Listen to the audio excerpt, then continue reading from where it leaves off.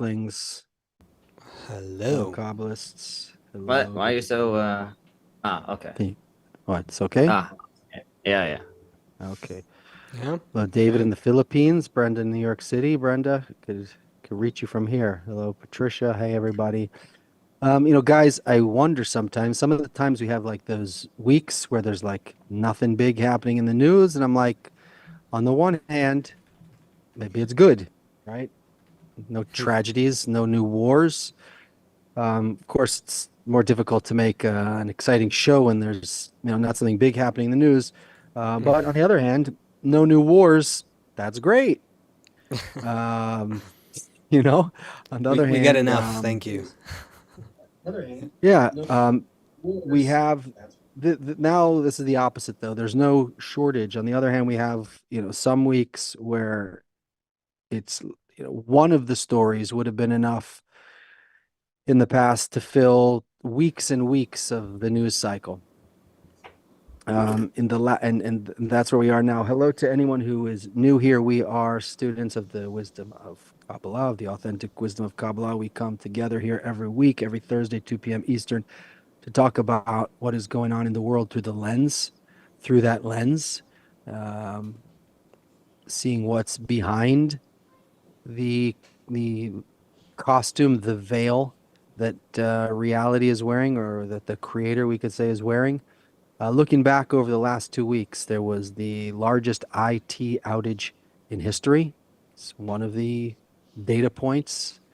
Looking at this connected world we're living in now, it was 10,000 airline flights affected. We all flew into together, actually. The three of us were in Schiphol Airport in Amsterdam a month or two ago, whenever we were at that KabU retreat.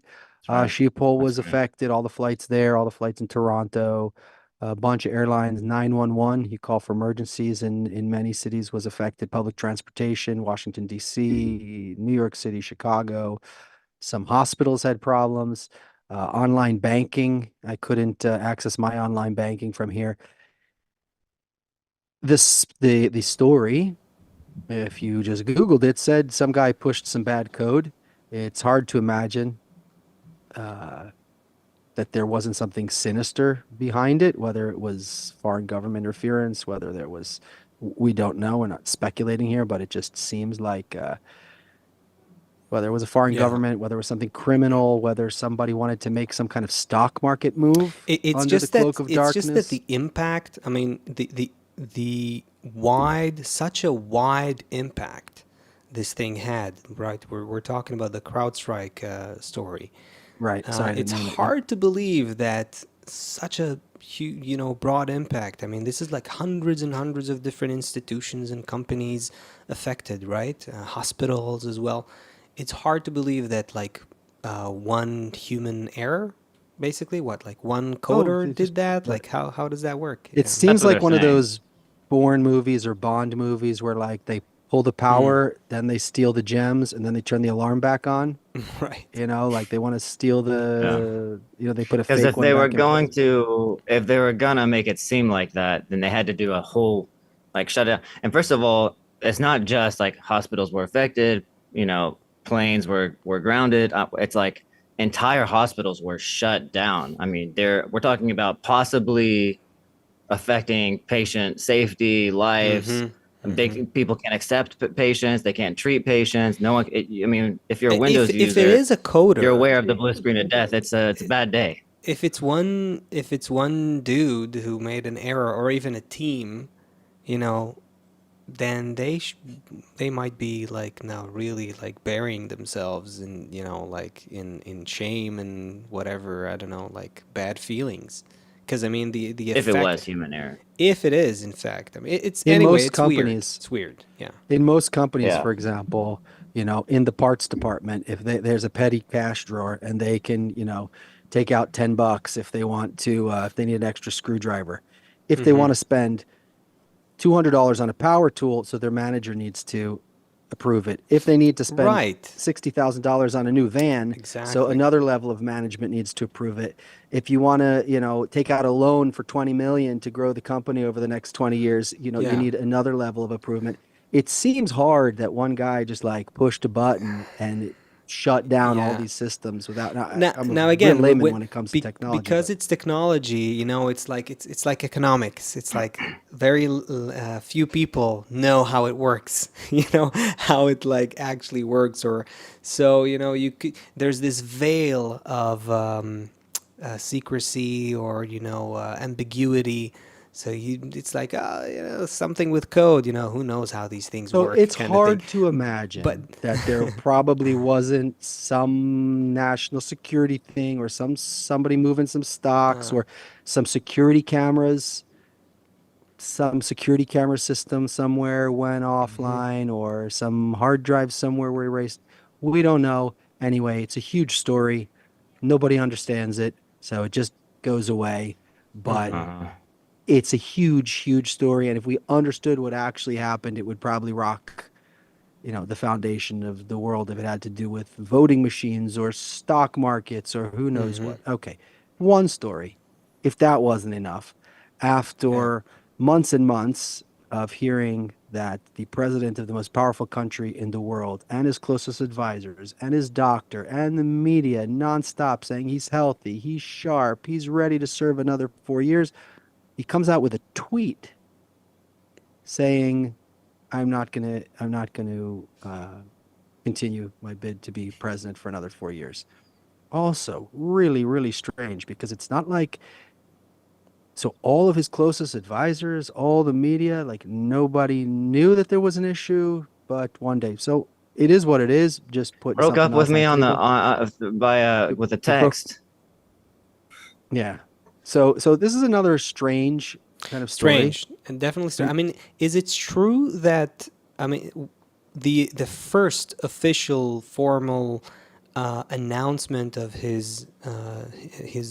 dropping off the race, that happened on Twitter or X? That's the first place that it Right. appeared. That's Right. kind of weird.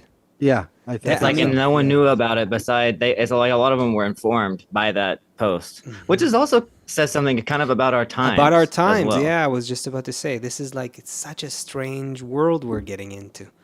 you know, it's like I'm gonna the quit. I'm things. gonna quit my It's job over X. Yeah, I mean, it's not just that the things that happen are strange. How they happen is also strange. It's like and this digital landscape that we're living in, which is also changing and disrupting everything. Very It very always strange. Yeah. it always seems to include the internet somehow. The Hmm. internet is always involved in one way or another in this Yeah, strange it's like we've landscape. entered a time where, if something big happens in the world, it somehow has to do with the digital space. Even if it's not directly happening in the digital space, it gets echoed and it reverberates and it becomes compounded by some parallel or additional extension That's of right. it in the digital space. Yeah, the digital space is It's becoming like very much, yeah, part it's of becoming human almost like activity. one Yeah. of our sensory organs. It's Yeah, like yeah, yeah, some yeah. way that we take Yeah. in things. For sure. So we have the biggest internet outage in history. The biggest, well, I mean, Yeah. the history of the internet isn't that long, but still, it's pretty significant. Yeah. We have this situation with the president of the most powerful country in the world. Strange situation. And last week we discussed An last week's assassination news, attempt. which was assassination of the other presidential Ooh. hopeful. So, like, We still got a few So months all left of of this this, yeah, all of this this year happened too. in 2 weeks, yeah. right? So, So if you were to come up 200. with a plot for a movie, that would be quite a movie. I mean, it's kind of like It'd be so unbelievable. No one what's the believe it. probability of all of that stuff? And that's just You'd say this part of movie the is not things. believable. You'd say this movie is Yeah. just it's making It's me like, stretch my come That's on, not who's real. gonna too much. buy that? And it Yeah. just grazed his ear. I don't know if that's realistic. Nice But try. he resigns from the race on Twitter. Okay, maybe we can buy that. Oh, but there's also an IT outage, biggest in history, all the same time. It's I mean, And times are. and Iran is also sending rockets from their soil over to Israel. I mean, we forgot about that. That wasn't even too long Yeah, ago, but that also is unprecedented. yeah. I mean, a lot of things going on Mm-hmm. this year. Um, Yeah. Yesterday, Remember, we by said, the let me way, just remind our viewers, those who are with us for more than a week or two or three or four, know that we've been saying since COVID basically that also based on what our teacher has been talking about, that we've entered an era where time is becoming compressed, so to speak. Everything is accelerating. More and more changes and disruptions are happening at smaller and smaller time frames. So in a sense, time is accelerating, and that's something we're going to see more and more. Here it is, we're telling you again, this is what's to expect. This is all part of what we call the Great Transition. This is a global makeover, changeover that we're going through, and it's all part of it. So, yeah. let's talk about that. So 200 years ago, a person life expectancy was about 40 years. Okay, like in Ooh, if you're going 1800s, that you're early going the life 1800s. expectancy history thing. I like that. I like that exercise. 30,000 years ago, if you go that route, 30,000 years Yeah, ago, maybe I'm not 100% accurate. You can, if someone wanted to fact check me and improve that. I'll fact you I check you think while the you say it. So life tell us. expectancy was 18 or 19 years. So the human being lived for less than 20 years 30,000 years ago. That means if to carry on the human race, they're having to get pregnant at like 10. Oh yeah, I mean, it Uh, just tells you, how different times were and how everything, how our standards and norms and cultural values, how it all depends on time, place, and culture. That's Right. another point. okay, so I Anyway, can't tell without getting distracted here, but okay. 200 years ago, life expectancy was about 40. Okay, hmm I would be long dead. By the way, Today, look at how much time it took. I mean, complete the picture and then let's see the graph. Like okay, so 30,000 years ago, today, 19. What was it? 40 years ago you said? 200 years ago. Sorry. 200 years ago, Ask it Two, Perplexity was to graph around it out for you. 40. 200 years ago, To, to, 40. yeah, Today, today 80? it's high 70s. It's just say 80. Let's say 80. So just look at this exponential graph. That's also a very interesting thing. This exponential development is also characteristic of everything else that is developing on humanity en masse. Technology, especially, is an exponential curve. Anyway, So it's let's talk interesting. about And this and exponentiality. Go hmm ahead, Chris. and just thinking, and if you were only living 20 years, it seems like you would never reach the point of just being sick of life either. It would still, everything would still be new by the time that you were No dead. You time to never be had the chance depressed. to, no Yeah. time to be depressed. That's right. Assassination Interesting. attempts are hmm not new, right? And like crooked politicians and just this is not new. Ramses 3,000 years ago, Caesar 2,000 years ago, JFK 50, 60 years ago, right? Assassinations, not like it's not like, oh, what's the big deal, guys? Some politician was attempted or was assassinated. Like there's thousands of years of people vying for power.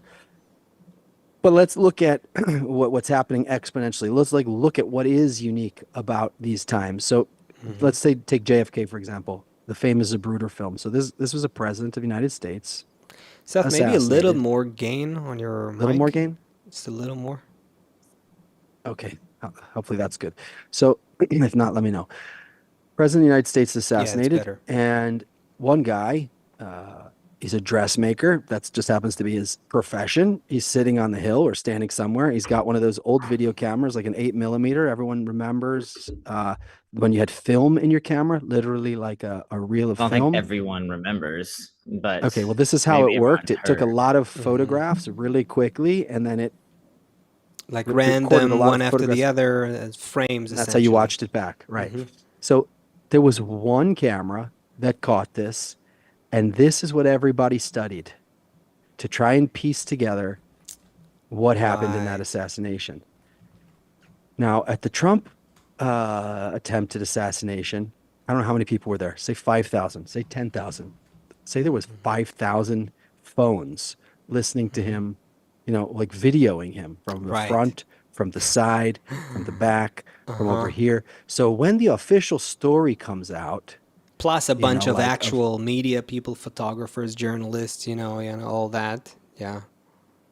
so when a story comes out and they try Mm-hmm. and say there was one shooter in the book depository building, or they try and say there was one this, and then everyone's like, but actually, everybody, we have 10,000 cameras that videoed it from every angle.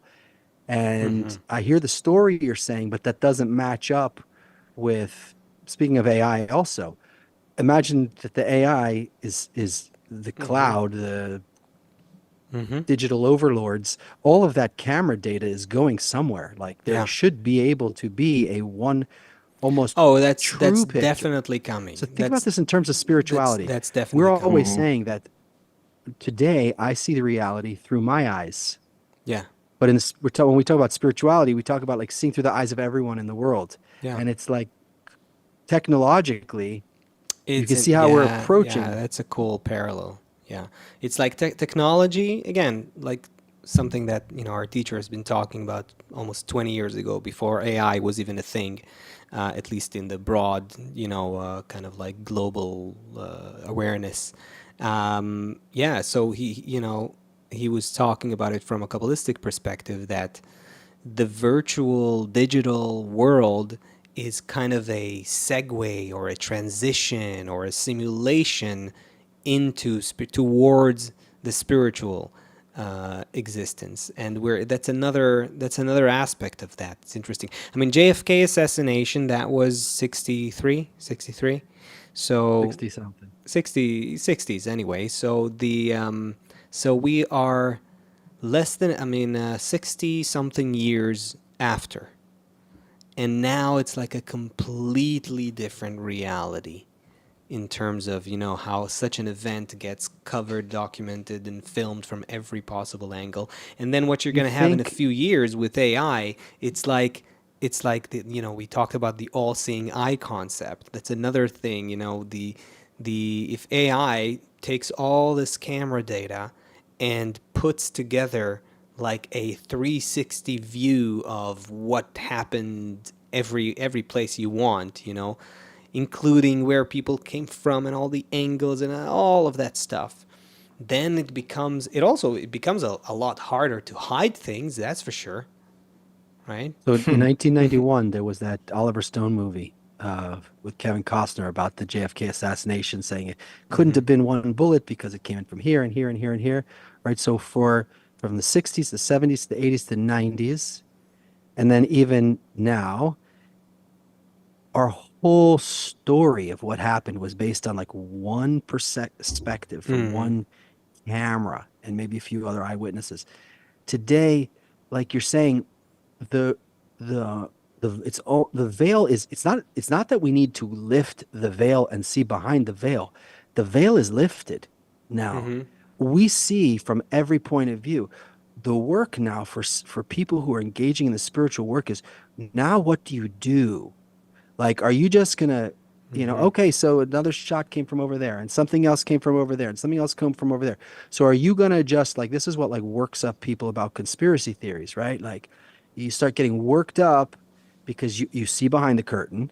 Like a lot of people Mm-hmm. starting to see behind the curtain now, right? Yeah. You can't keep everything hidden. There's too many cameras, there's too many perspectives. There's We all have the internet. information that's spreading. There's investigative journalists, or however you want to call them. Anyone who's not Armchair detectives, mainstream journalist. which are significantly they're very powerful. There's some people out there that are not, quote unquote professionals at doing what they do as far as, considering detective work. But you take some like group, like some like hive mind kind of thing, like, 4chan or whatever, where there's a picture and they're saying, find this location, on and Google on the earth, basically. I'm not going to give you any information besides just this one image. Everyone gets together and they can find out, they pinpoint exactly where it is. Also about these conspiracy theories, it is interesting because people do get all bent out of shape and they get all worked up. There's a few reasons. I mean, obviously the government and people have always been hiding things. There's always something to hide. So there's always this kind of doubt that's always in people's mind. Yeah. But I And think a lot of hey, the times too, look, reality is just so, like our title says, it is disorienting. I mean, this is it's hard to we human beings, we have to tell ourselves some story, some narrative, some explanation. We need to understand where we are. It's a human need, you know. And when reality just looks shattered and weird and disorienting, then you gotta come up with something. Yeah. Anyway, go ahead. You got to come up with something. You got to Yeah. come up with something, and it feels better to know, to be sure than to be unsure. But Mm-hmm. I think also, and when you just mentioned this, you talked about the shame of like the CrowdStrike people, the person who maybe put in the wrong zero or whatever. If we're even, Yeah, you know, if potentially. I we're mean, accepting that, mm-hmm.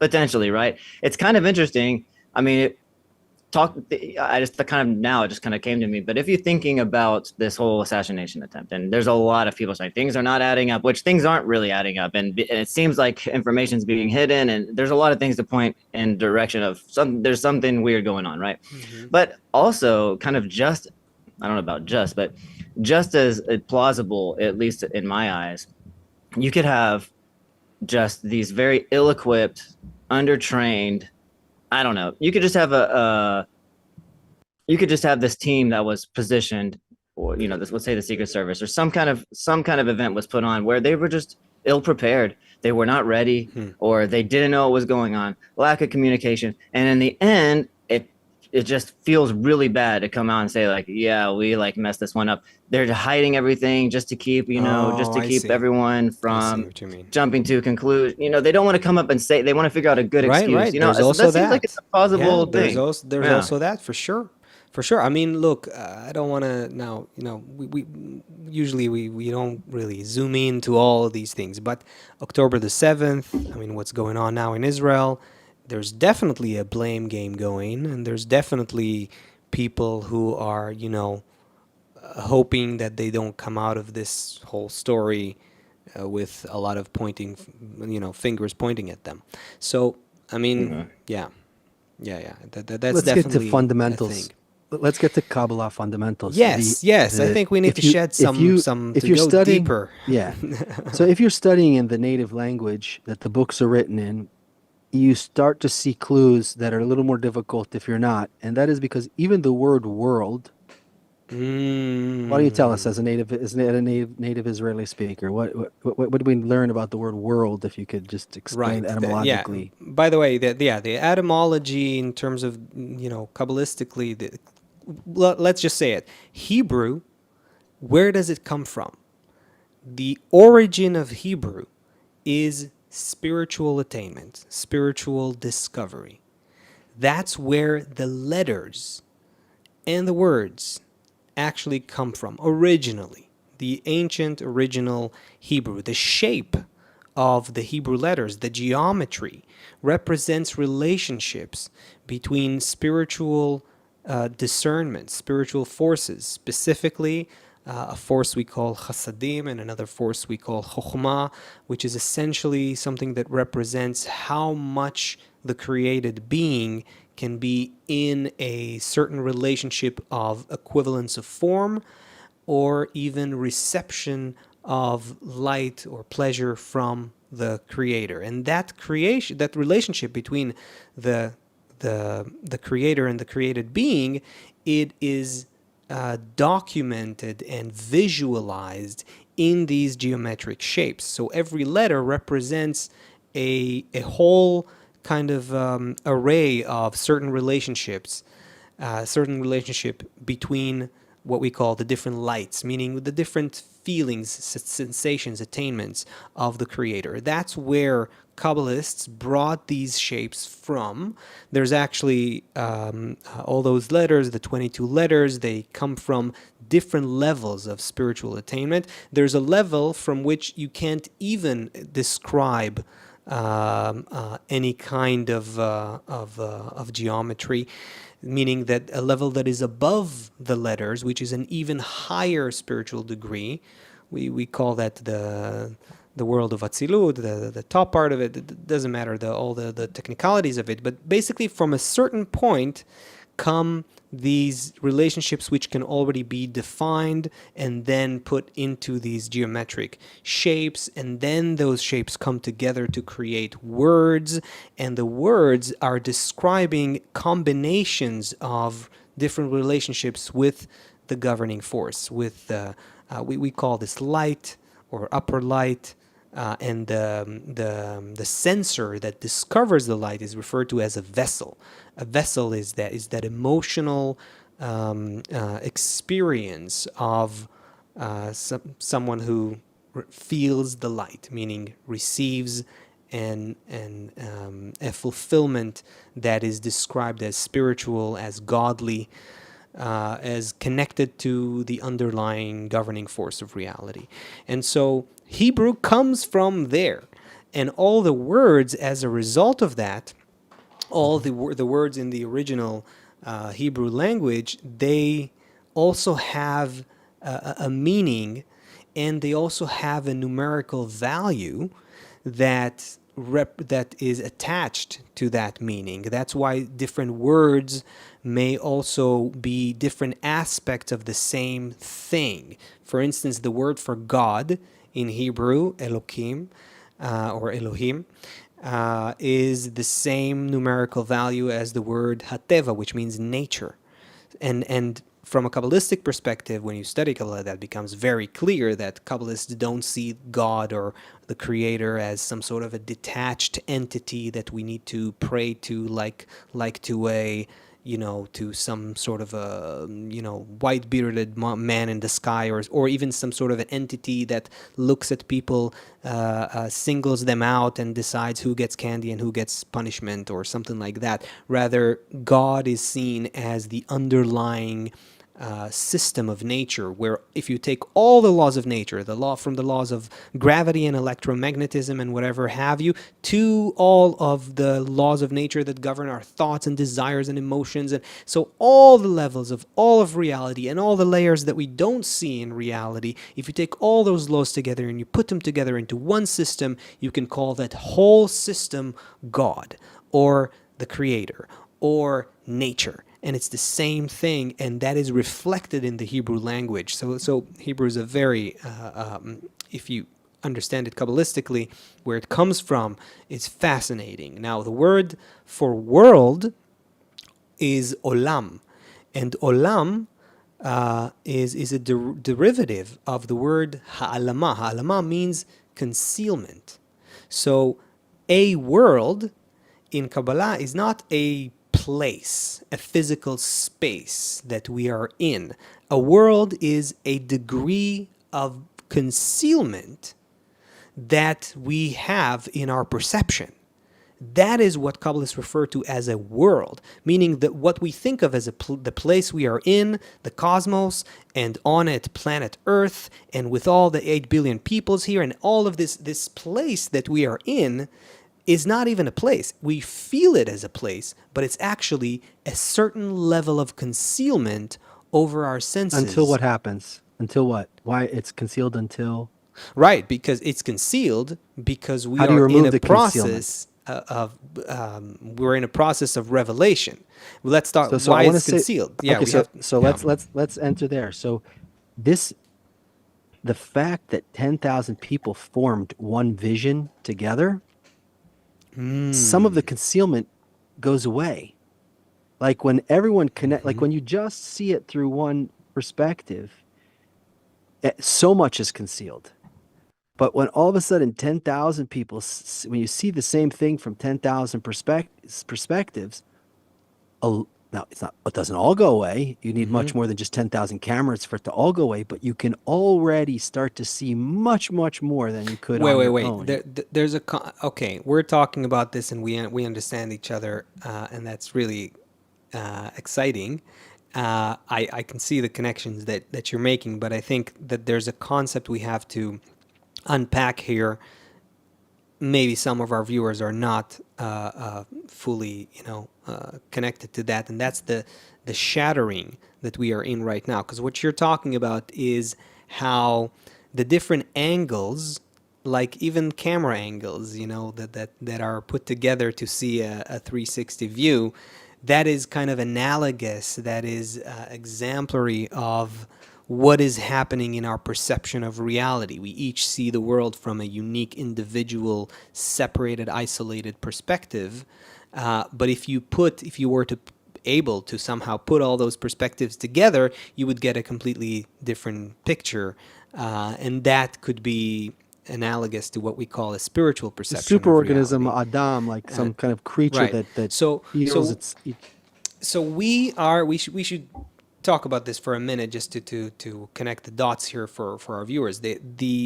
The reality that we are in now, what we call the physical world, the material world, the reality we perceive through five bodily senses, where we feel like a body that lives and dies and that lives for a certain amount of years and then goes away, and that's essentially our life. We don't know what happens before, we don't know what happens after.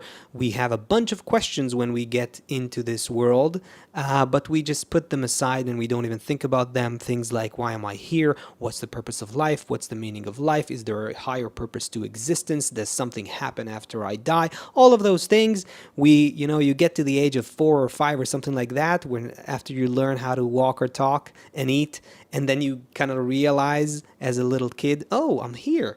Why? And then immediately no one gives you an answer. The race of life starts, and that question wasn't answered. It's there. It's natural. It's intimate. It's a legitimate, natural question for a human being to have, but our society doesn't even deal with that.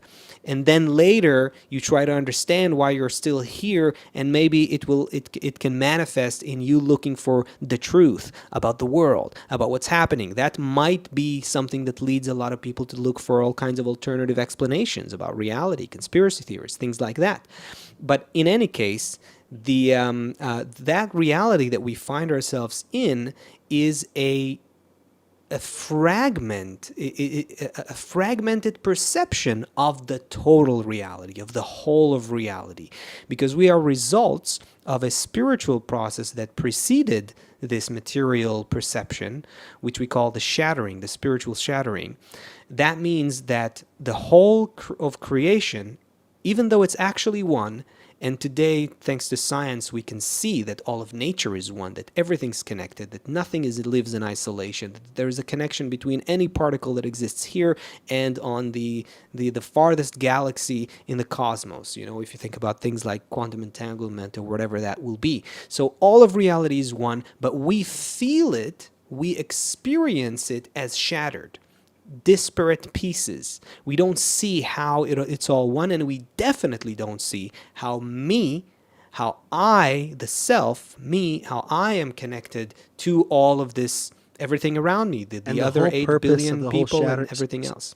So sometime before time and space were created, Yeah. there was this process. The Kabbalists spend many pages describing this whole process called the shattering of the common soul, and the purpose of the shattering is in a minute or less. Of course, the shattering is the only reason, the only way for us to become conscious of the quality of the governing force of nature, or the creator, which is a I think it's quality like of, yeah.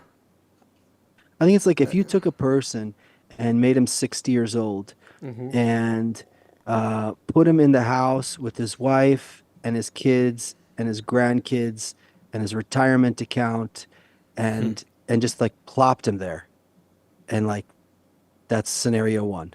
Scenario two is you take a child, he goes through all of life, he meets a woman, he gets married, he raises kids, those kids have kids, he works, all that, and now he becomes 60 whatever, and he's sitting there, and you put those two things side by side. By going through all of the process, you build the person. If you just give a man children and grandchildren and a retirement account without any of the life that accompanies it, there's Yeah. nothing means anything. There's no value to anything.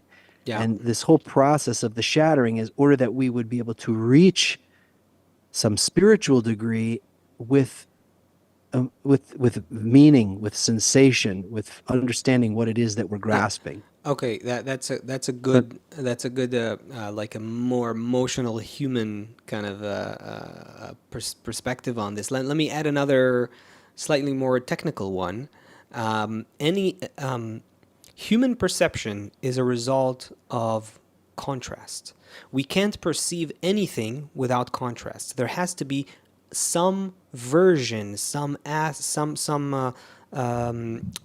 manifestation of a plus and a minus for us to perceive anything. We don't know. We have no meaning of truth without false, good without bad, black without white.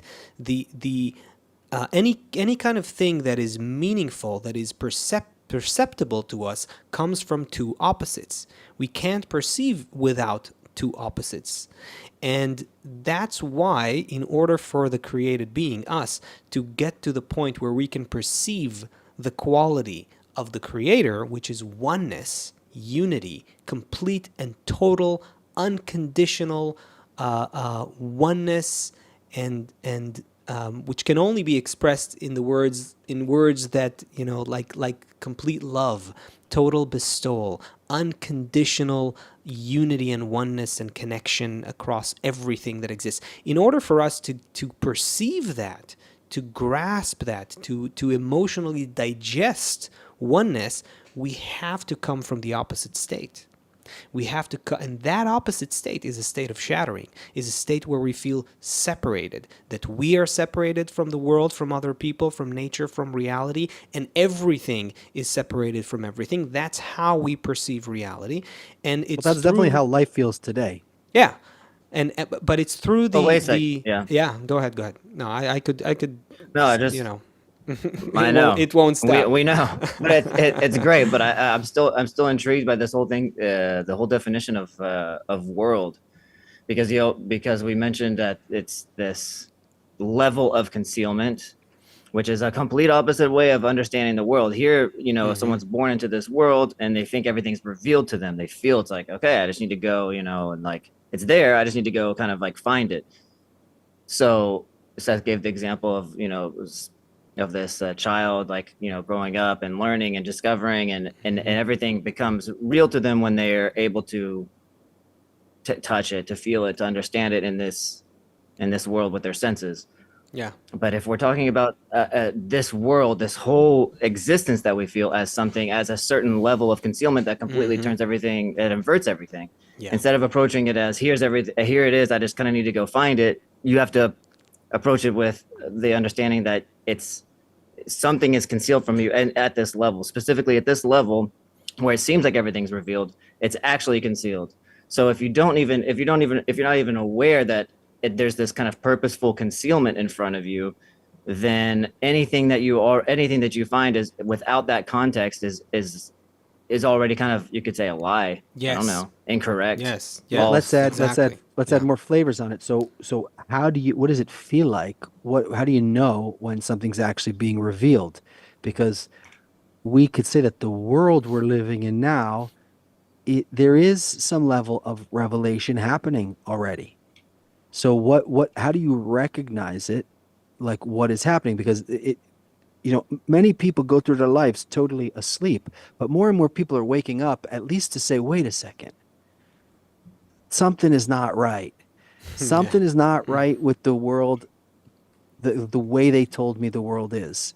Like, something is not right with the way I'm living. Something's not right with what they're telling me on the news. Something's not right with what I'm learning at school. Hard to trust everything. It doesn't look can't like trust anyone anybody. is trustworthy. Can't trust the teachers, the doctors, the news, politicians, the food industry. Yeah. So that's already some kind of revelation that what I see is not real. There's got to be something else. And we start feeling really subtly anyway that, like, there is something else going on. Yeah. I think this is what gives all the conspiracy theorists power. The problem, Bala Islam calls it maybe like multiple gods, you could even say. Like, the problem is you start saying it's like Soros is the problem. You start saying all the bad is coming from him, or Trump or Hitler, whatever you want to call Biden. It doesn't matter what you say. You start thinking that the thing that's being revealed to you is the problem, instead of understanding. So now I think our job, guys, is to describe the revelation and to describe what a Kabbalist does when he starts to see a more revealed world. Yeah. How to relate to this disorienting reality? What does Kabbalah's spiritual compass say? what does it give us? It's interesting. It's written about with regards to all those multiple authorities that might be governing the world, and all kinds of things that we're looking for when we're looking for the truth. We're looking for what's really running the world, what's governing reality, where is everything, who's pulling the strings and all that. It's interesting that it's written about Abraham, which was Abraham the patriarch. We know it as a biblical story, but the deeper story is that that was one of the first Kabbalists, and this precedes religion and Judaism as we know it, and all of that stuff. So it is said about Abraham that his first rule, or his first order of business, I don't know how to call it, like the first, how do you open the compass, the compass, right? You shatter all the idols. So the first thing to do is to understand that there is no one and nothing. No one, I don't want to, I'll throw just some examples, but I'm definitely not covering all of them. It's not a Soros, and it's not a Trump or a Biden or whoever's behind them, or a BlackRock, or a Iran, or this, yeah. whoever. All of that. I'm not that proficient in all the conspiracy theories, but there's a bunch, right? So it's none of that. You can't look at any of these forces as having any real influence. This is called shattering the idols. Don't be an idol worshiper. This is essentially a form of idol worshiping. Why? Because the Abrahamic thought, what he brought to the world, we later called this monotheistic, faith or something like that. But that's just an incomplete understanding of what he brought to the world. What he said essentially was, and he didn't say it philosophically, he discovered it through expanding his perception. What he found was essentially that everything is connected. Very simple. Everything is connected. Nothing exists in isolation from something else. If everything is connected, that means there can only be one program that governs everything. It is such a simple concept.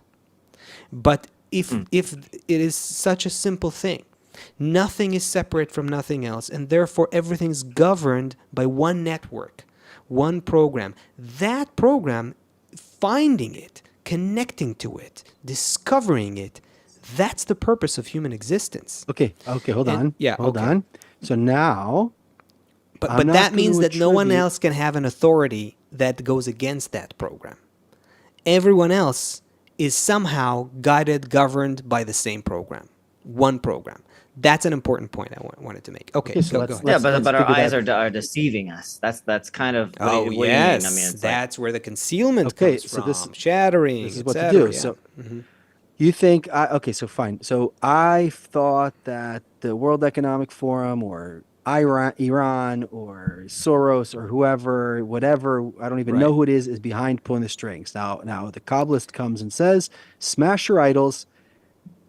The power, do not attribute the power to them. They are part of one system. So Yes. I still have to do something though, right? So where is Sure. the move then? Okay, so I want to be clear. We're not saying that there isn't such a person who may have plotted something, or who may have some agenda and maybe spending millions or billions of dollars funding something that's against your good, the benefit Oh, of no, your no, life. that can That all definitely may be happen. Yes, of course. Okay, Yeah. so then what does the Kabbalist do, or what does a spiritual person do if he's not going to attribute the force to the idol? It's not Soros, it's not Iran, it's someone else, but these forces do exist and they have been revealed. They are revealed in the world. So then how does the Kabbalist, and relate it, we could even relate it to the Bala Sulam quote, when he says, I'm happy when these things are finally Right. revealed. Yeah. you have that quote. Maybe Or I'll what find you the quote, trying but to maybe say? you can tie it into the original Shattering. Let me find the Yeah. quote. Just a minute. So we have to we need to understand where we are.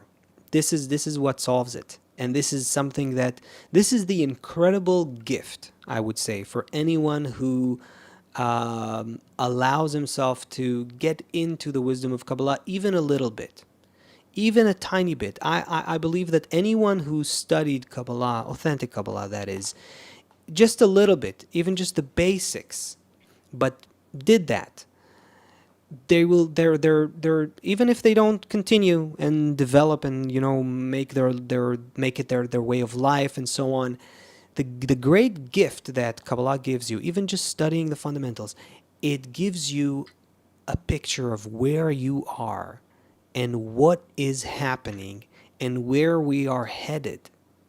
That 360 kind of picture that doesn't rely on just what is happening to us here. It relies on where this And whole by the way, world what else do you came need from. in the world besides that? What else do you need in life besides the answer Besides to those knowing three where questions? to go, yeah, where besides knowing where to go, yeah. So, but I'm saying, even if a person doesn't live their life this way, if they've heard that, if they've learned that a little bit, their perspective is already going to be different uh, uh, for the rest of their life, I would say. Even if it's Yeah. subconsciously, you know, it's in there. It's in there. It's a changed person. That's it. It's like you can't undo that, and it's a gift. It's a gift because Yeah. You it can't doesn't. unsee it, You can't unsee like it. they It say. doesn't. It can't take away your free choice, but it just expands your vision of where you are. So Mm. when where we are is we are a result of that shattering, meaning that we live in a fragmented, broken perception. And the purpose of human development, the purpose of everything that is happening to us, is to reveal that shattering so that we will want to correct it, to put the pieces back together. And that's why everything that is happening in the world is happening. And of course, it appears as conflicting forces, and sometimes even tragically, we see those conflicting forces creating violent situations in our world and tragic situations in our world. But the revelation of the shattering has to happen, and we should be happy with every stage of revelation of that shattering because it means that we're moving forward, we're advancing. But the experience, how we're going to experience that unfolding of the shattering, that's what's up to human choice. That's what's up to, that is really where free will lies. It's and that's the big thing. So when a Kabbalist looks at the Does that world, they could have opinions on, you know, what needs to be done now with this force or this person or that person. It doesn't mean that they've lost all connection to this world, but they know that it doesn't end here. And they know that ultimately what we see here in the form of people and armies and politicians and you know, things that happen, that's all results, outcomes. Ultimately, there's one force guiding all of this process, and we need to get back to connection with that force. Need to So go there's to that always force two and yell at levels. him Say it again. instead. so imagine We need here? to get we find that force and yell at him instead. Yeah, that's another way of putting it. Sure. Yeah. So there's a letter, letter 5 of Bala Sulam. He's replying to one of his students. The student must have been we don't have the letter that the student wrote to him, but must have been complaining about something. And Bala Sulam says, I'm not so upset about the things you're complaining about. I have a quote here. He says, I regret and complain about the corruptions that didn't appear yet, the hidden ones, but the ones.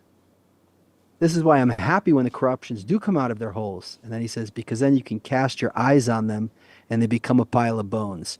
So let's think about this, everyone. So take everything that we've spoken about so far today. You have this big shattering.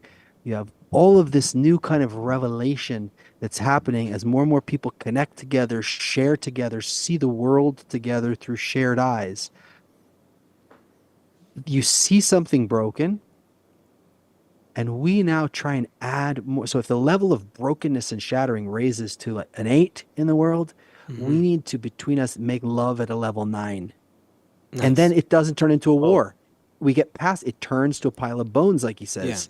Then the shattering reveals at a level 9, and instead of us or even pointing just our fingers at yearning for Soros love, or even just that, what? even just our yearning for love, even Yeah, just our that's all's yearning for required to connection. add the. That's all.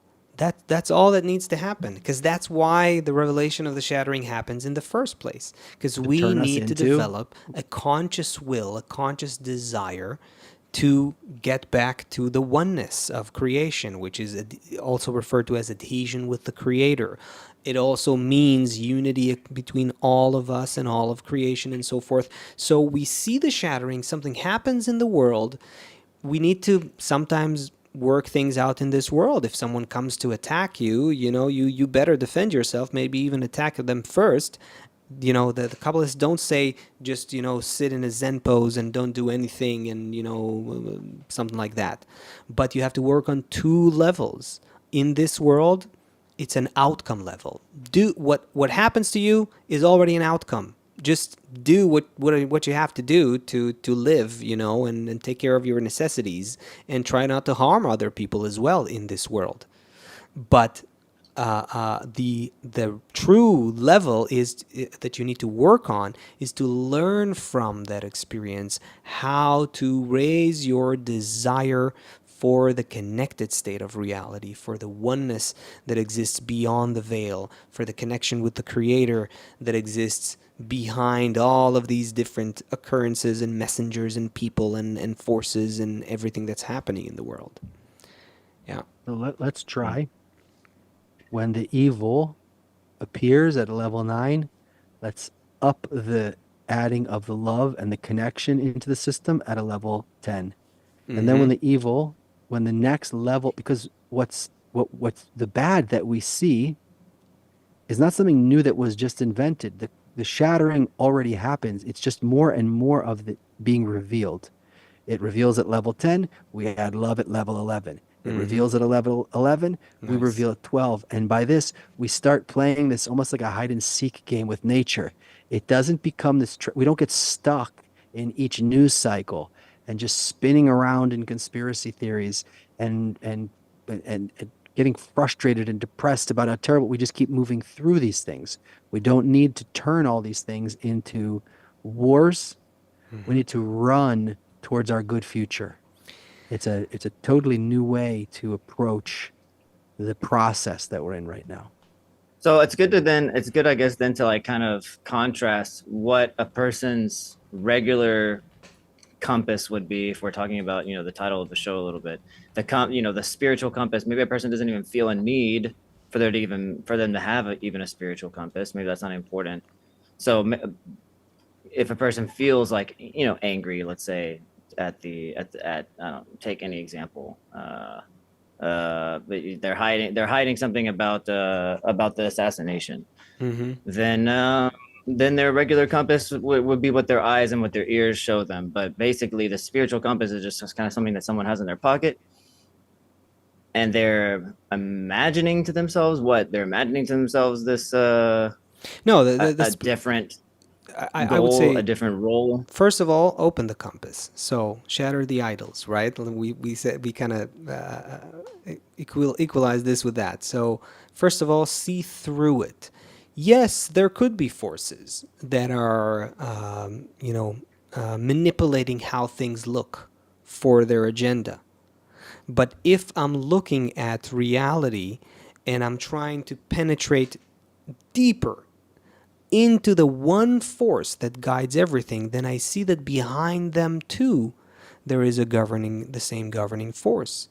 And these forces as well are actually also messengers or, sub forces or they're outcome level forces.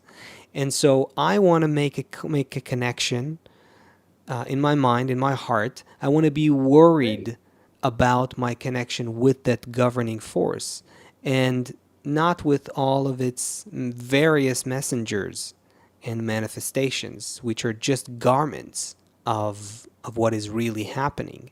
So it's interesting because especially this audience of people who are interested in conspiracy theories. It's a very interesting thing. Again, we've said it before, just recently when we talked about the all-seeing eye and all that.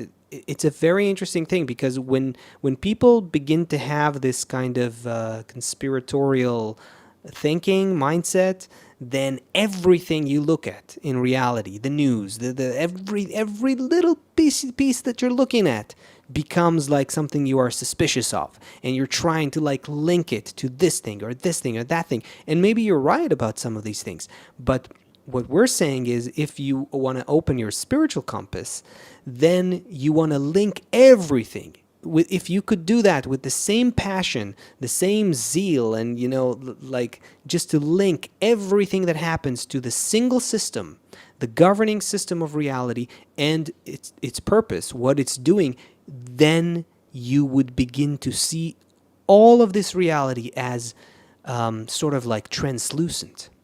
It becomes the world, the news, what's happening to you personally, socially, globally, all of it becomes like words that the upper force is speaking to you personally through your life, through how you feel about the world, your personal life, your social life. Through all those circles, there is one force that you're in contact with.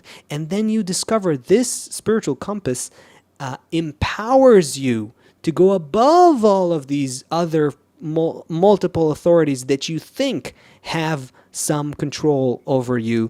But even if they have some control over your corporeal existence, none of them will ever have any kind of influence on your spiritual development, because that's where your free choice really lies. It's not in this level at all. That's what we're typically missing. That's why we need a spiritual compass. That's why we need to develop spiritually. It's the only solution. There's a great You're muted, Sethy. what? If you had 100,000 people, couple 100,000 people, million people who start going behind, starts like living in the way that you described, you can't have politicians like we have now. You can't have a world like it's now because what we have now is all based on concealment and lying from each other and tricking each other. Yeah. So Based on one compass, not the other one. Right. So just by just starting to look at the world in the correct way, just enough people starting to perceive what's happening and shattering those idols, already a new spirit enters the world, and already a new world starts to be built.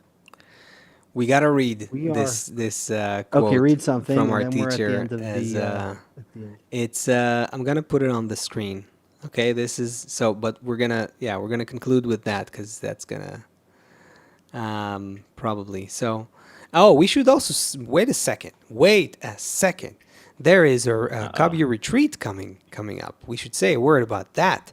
If you want to experience what it's like to be in an environment of people who are making their passion in life about that, if you want to feel what it's like to be around people who are linking everything that is happening in the reality and in their life to this governing system of connection that guides all of us to a higher level of existence, if you want to experience that, that's what the KabU retreat is for, everybody.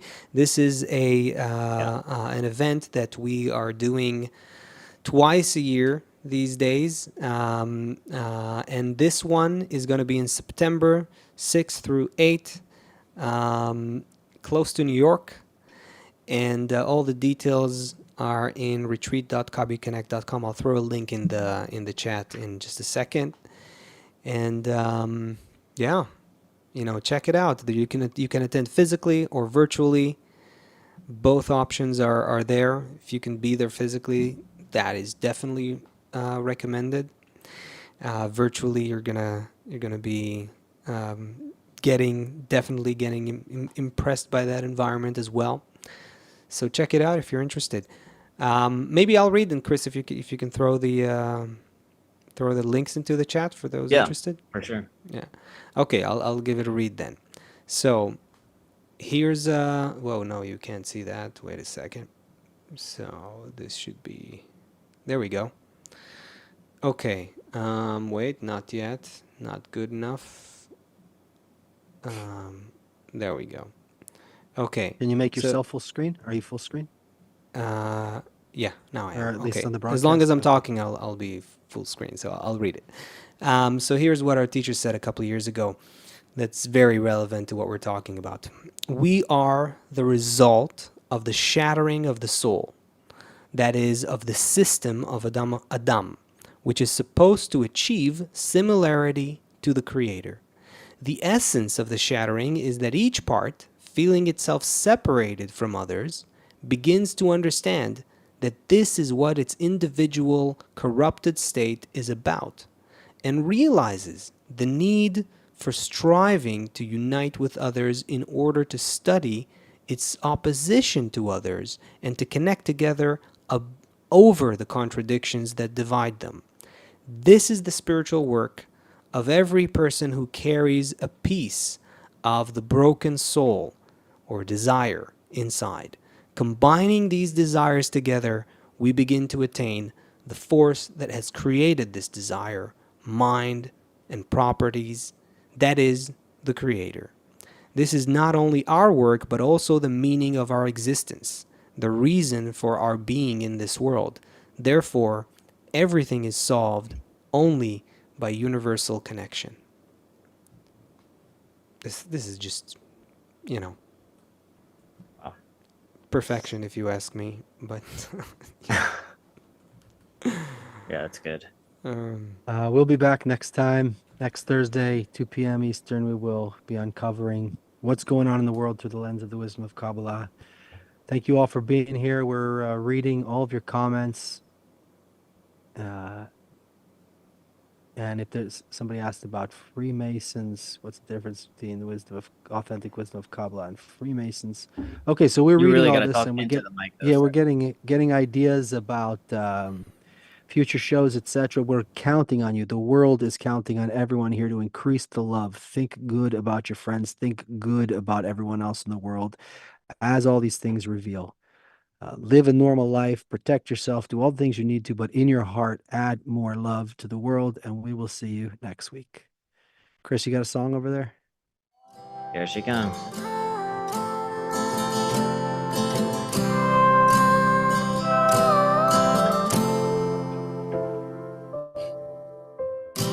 Only love can cover all the wicked things we've done.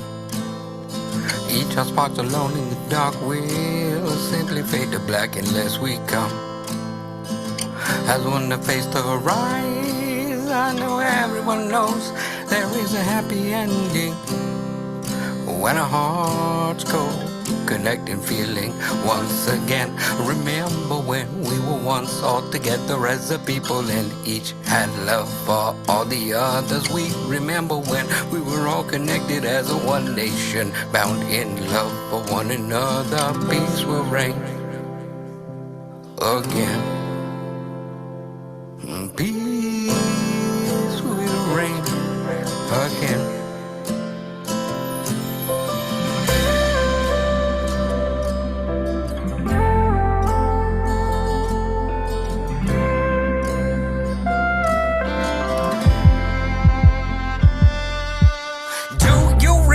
When things were so easy then, just as children we went rumbling through the garden.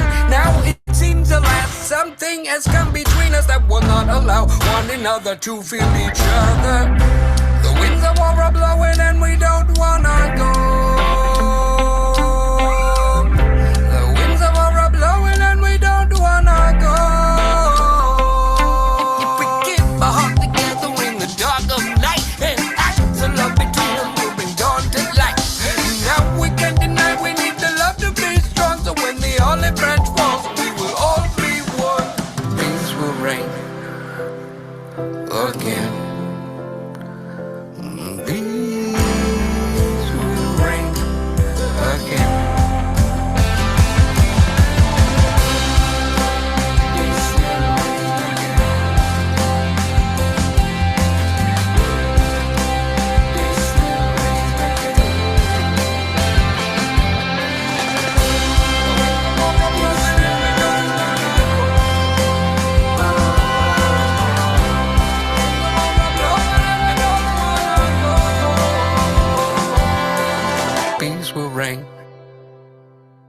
again.